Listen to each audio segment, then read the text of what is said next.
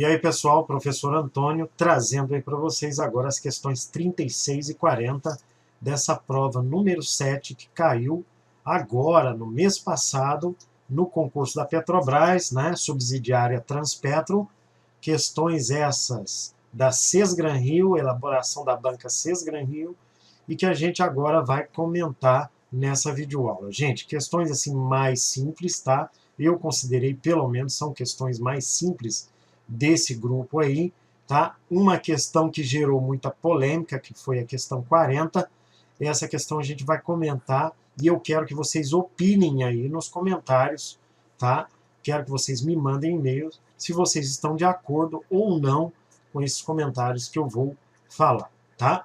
Bom, na questão 36, uma questão de metrologia a respeito do micrômetro milesimal. Então, a leitura de instrumentos em metrologia é muito comum nas provas da Sesgran Rio.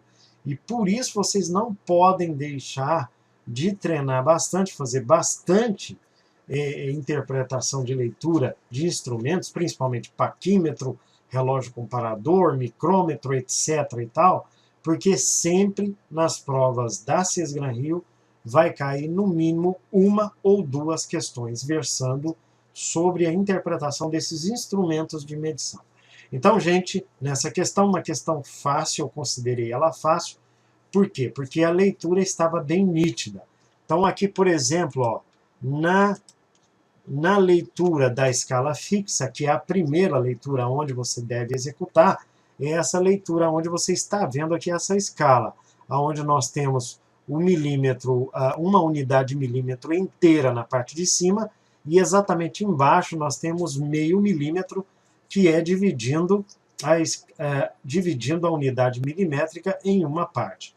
Então, pessoal, podemos já eliminar as alternativas A e B. Por que que a gente pode já eliminar? Porque, observem, ultrapassou o sexto risco e o sétimo risco. Então, não existe a possibilidade de ser somente 5 milímetros. Então, estão incorretas as alternativas A e B. Agora, observem, pessoal. Colocamos aqui, ó, então, ó, 7, tá? 7, vírgula. Observem aqui embaixo que ultrapassou a metade ainda do sétimo risco. Então, por isso que a gente vai colocar aqui diretamente 7,500. Tá? 500 por quê? Porque esse micrômetro é um micrômetro de resolução milesimal. Ele está falando muito bem aqui, ó, tá vendo? Agora é o seguinte, pessoal, na escala centesimal, a gente observa que ultrapassou o 26º, o 27º, mas não ultrapassou o 28º risco. E por isso a leitura aqui que a gente vai colocar é 0,270. Tá? Por quê? Porque não ultrapassou o 28º risco. E para você contar, você tem que contar os riscos que ultrapassaram, tá? Que no caso aqui foi o 0,27.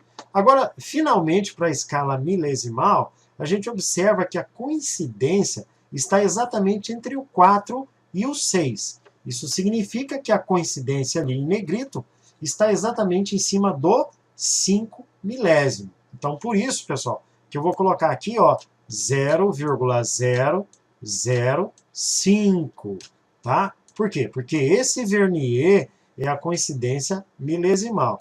E agora, pessoal, resta que vocês somem tudo isso aí. Então, vai ficar 7 aqui, vai ficar 7 aqui, e finalmente vai ficar 5 aqui. Então, a alternativa correta, na mosca, alternativa C. Tá? Beleza, pessoal? Questão simples aí, né? Na questão 37, é uma questão que eu esqueci de colocar a figura, tá? Mas se você ler o enunciado ali, você vai perceber que a única alternativa possível é o ensaio de dureza Brinell. Por quê? Porque ele fala aqui no começo, ó, que a dureza é a resistência de um material, enfim, né? Isso aí a gente já sabe, porque são conhecimentos básicos de ensaios mecânicos, né? Então, esse tipo de ensaio amplamente utilizado na indústria, componentes mecânicos, enfim. Tá? Dentre os vários tipos de ensaio conhecidos, O método que consiste em comprimir uma esfera. Gente, o método de ensaio que comprime uma esfera, os dois únicos possíveis pode ser o ensaio Brinell e o Rockwell, tá? Contra um material em ensaio e medir o diâmetro de impressão, tá? Agora sim a gente tem certeza de que é um ensaio Brinell. Por quê? No ensaio Brinell, ele é o único onde você mede o diâmetro da calota impressa, ou da moça, que é deixada no material após o ensaio. Então, no ensaio de dureza Rockwell, você pode também fazer com uma esfera, só que no Rockwell, você vai medir a profundidade, e não a área da calota impressa através do diâmetro. Então, pessoal, sem dúvida nenhuma, a alternativa D de dado, porque esse ensaio no qual ele descreve aqui na questão 37, é o ensaio de dureza Brinell. E digo mais para vocês, por que não é um ensaio MOS? Gente, MOS é um ensaio de dureza com base no risco de materiais, que é um ensaio, foi um dos primeiros criados nessa área de ensaios mecânicos, mas que hoje não é mais utilizado. Gente, Vickers é com uma pirâmide de base quadrada. Então, é uma pirâmide de diamante com base quadrada. Então, não é um ensaio Vickers. Rockwell a gente já descartou, porque o Rockwell é com relação à profundidade da impressão. Shore é um ensaio destinado à medição de peças macias, tá? Que é utilizado uma agulha, na verdade. Então, o ensaio Shore ele é muito utilizado, por exemplo, para borracha, para papel, para tecido, tá? Não é o caso desse ensaio que ele está descrito, que é através de uma esfera de aço. Essa esfera de aço é uma esfera de aço temperado. Então, ensaio de dureza ideal para esse caso, um ensaio de dureza Brinell. Gente, uma questão de processos de fabricação, onde ele mostra uma figura onde está acontecendo um processo de aplainamento. Então, a plaina laminadora, com certas adaptações, você consegue fazer, por exemplo, rasgos de chaveta, rasgo em T, rasgo em rabo de andorinha, tá? Então, ele está perguntando que tipo de aplainamento é esse que está acontecendo. Bom, não é aplainamento de superfície, pessoal, porque, tá vendo, ó, a ferramenta ela não está desbastando uma superfície, ela está desbastando uma reentrância aqui, tá? Então não é de superfície e muito menos de superfície de revolução, porque superfície de revolução é uma superfície cilíndrica. Então o aplainamento ele não tem nada a ver com esse tipo de desbaste, tá?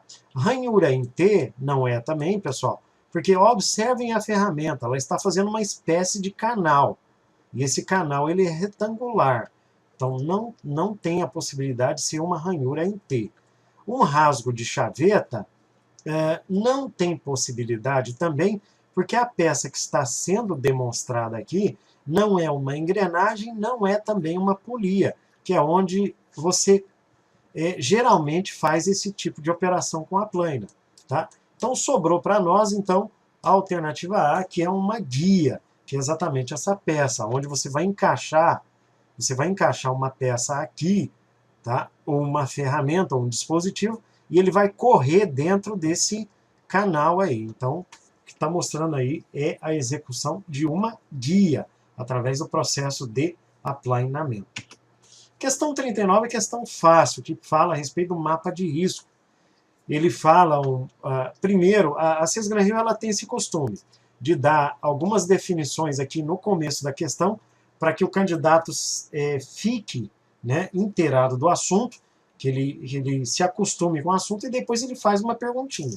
Então, há duas formas de entender os símbolos utilizados no mapa de risco. A intensidade, que é o tamanho do círculo, né, e a cor, o que é explicado na cor. Então, eu já coloquei a tabela aqui, para vocês relembrarem que vermelho é risco químico, azul é risco de acidente, marrom é risco biológico, verde é risco físico e e amarelo é 9. Da onde que eu tirei 9? Amarelo é risco ergonômico. Então, face ao exposto, o tipo de risco de natureza física possui qual cor de identificação? Gente, a alternativa E, risco físico, é a coloração verde.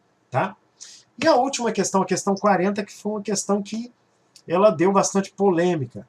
E eu estou de acordo com a alternativa E, tá? Eu não estou de acordo com a alternativa A, que mostra no gabarito. Por quê? Vamos ler com atenção o enunciado. Os mancais são lubrificados por óleo ou graxa. Os fatores que influem na escolha do lubrificante são as condições de trabalho e o método de aplicação de óleo. Gente, o método de aplicação, como ele é aplicado. A figura acima representa um método de aplicação de óleo para lubrificação. Gente, o gabarito dá como correto a alternativa A, com copo, com agulha ou vareta. Pessoal, isso que ele está falando é o dispositivo utilizado na lubrificação, e não é o método. O método é lubrificação por gravidade, onde o lubrificante cai por gravidade aqui no eixo e ele lubrifica a parte interna do mancal. Então, na minha opinião, estou de acordo com alguns candidatos aí que me mandaram alguns e-mails. Para mim, a alternativa correta é a alternativa E, e não a alternativa A, que mostra o dispositivo de lubrificação, e não o método. Ok, pessoal? Gente, continuamos aí com a correção das questões 41 a 45 na próxima videoaula, ok? Um abraço e até a próxima.